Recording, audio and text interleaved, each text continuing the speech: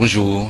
Pourquoi êtes-vous allé à la cérémonie d'investiture d'Alassane Ouattara samedi dernier? Mais par devoir républicain, la Côte d'Ivoire s'est donné un président de la République et en tant que président de l'Assemblée nationale, je devais y être. Est-ce que ça veut dire que vous, personnellement, vous reconnaissez Alassane Ouattara comme le président de Côte d'Ivoire? Oui, et ça date pas d'aujourd'hui. J'ai déjà signé pour le compte du Front populaire ivoirien une déclaration qui le disait. À quel moment avez-vous compris que Laurent Gbagbo avait perdu l'élection? Après la décision du panel, le panel ayant conclu que le vainqueur était Ouattara, il fallait que tous les partisans de Gbagbo se rendent compte de l'évidence que Ouattara était président. Oui, c'est le sommet du 10 mars à Addis Abeba. À ce moment-là, vous êtes dit c'est fini, c'est ça? Je n'ai pas les dates exactes, mais cela, oui. Au premier tour, Laurent Gbagbo est arrivé premier avec 6 points d'avance sur Alassane Ouattara. À ce moment-là, est-ce qu'il pouvait encore gagner ou pas? Oui.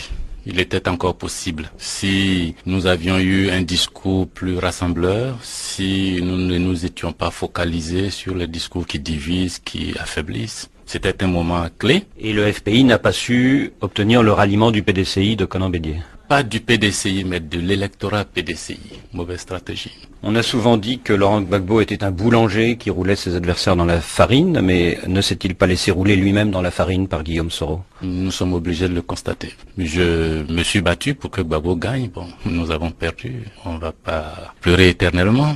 Mamadou Koulibaly, l'échec du FPI, est-ce que ce n'est pas aussi l'échec d'une expérience socialiste en Afrique de l'Ouest? Est-ce qu'elle était vraiment socialiste? Est-ce que nous avons vraiment appliqué notre programme de gouvernement ou est-ce qu'avons-nous fait autre chose? Je me pose des questions. Et est-ce qu'au cours de ces 10 dernières années, votre parti n'a pas fonctionné en double commande? C'est-à-dire une direction officielle et disons un cabinet plus secret? Oui, nous sommes tombés dans le piège des partis qui accèdent au pouvoir et qui se laissent entraîner par l'ivresse du pouvoir. C'est vrai. La personnalité de Gbagbo Laurent était telle que bien qu'ayant cédé le fauteuil de président du FPI à Pascal Affi-N'Guessan, il décidait pas directement des choses, mais chaque fois que nous avions des décisions importantes à prendre pour le parti, nous lui posions la question d'abord de savoir si ces décisions ne gênaient pas sa politique générale. Le rôle de l'armée française dans la chute de Laurent Gbagbo, ça vous choque? Non, c'était dans la logique des choses. À partir du moment où nous avons signé l'accord politique de Ouaga, il était évident que les choses allaient se terminer de cette façon-là. Donc vous ne dites pas, comme certains partisans de Laurent Gbagbo, qu'on assiste à une recolonisation de la Côte d'Ivoire? Non, on assiste à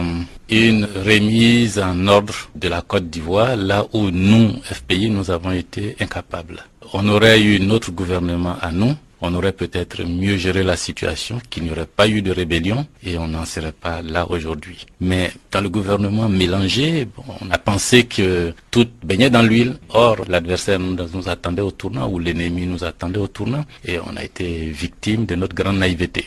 Le maintien d'une base militaire française à Port-Bouët, à Abidjan, comme l'a annoncé Nicolas Sarkozy et comme l'a confirmé Alassane Ouattara, qu'est-ce que vous en pensez? De mon point de vue, il n'est pas admissible qu'aujourd'hui encore, les choses se passent entre Paris et Abidjan comme elles se sont passées en 45-46 ou en 1960. L'assistance permanente de la France en matière monétaire, financière, politique est de nature à infantiliser ces États. Mais pour moi, ce n'est qu'une période passagère. Le moment viendra où les mêmes États responsables s'asseront autour d'une table pour renégocier et signer d'autres accords. Quelle est la dernière fois que vous avez parlé avec Laurent Gbagbo? Le lendemain du jour où Affi-N'Guessan est rentré d'Addis Abeba avec les conclusions du panel. Nous nous sommes rencontrés, on a parlé de ces conclusions-là du panel.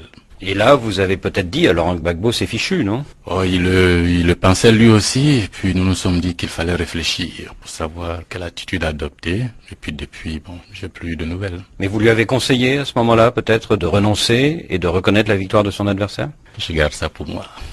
Et depuis, plus aucun contact? Oh, par la suite, moi je suis allé à Accra jusqu'au 11 avril. Et quand vous lui avez dit cela, il n'a pas dû apprécier, hein?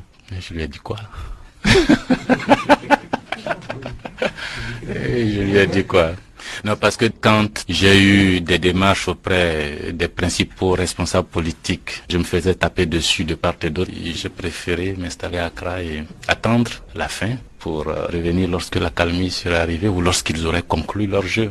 Est-ce que vous avez été menacé par les durs du régime de Laurent Gbagbo? De part et d'autre, les dieux des deux camps. Et c'est pas facile de se tenir au milieu avec des tirs croisés de part et d'autre. Vous avez tenté une médiation dans le courant du mois de mars? Même avant le mois de mars, en tout début décembre, nous étions encore à 10 ou 15 morts. Justement après l'investiture du président Gbagbo, j'ai suggéré l'idée que les deux camps, comme en Afrique, c'est comme ça que ça se passe en général. Lorsqu'il y a une crise post-électorale, et puis lorsqu'on est à 500, 600 morts, on utilise ces morts comme moyen de pression pour rapprocher les camps et puis aller à un gouvernement d'union. Et puis, des amis à moi ont contacté les cadres autour de Ouattara et Ouattara nous a reçus au Golfe. Des amis et moi. Nous y sommes allés nuitamment. Secrètement. Et je lui ai demandé si ce serait pas bien que Gbagbo et lui se rencontrent secrètement, se parlent pour éviter à la Côte d'Ivoire le chaos. Bon, on était dans un jeu de bras de fer, hein. Personne ne m'a vraiment écouté. Que pensez-vous des camarades FPI? Mamadou Koulibaly, bonjour.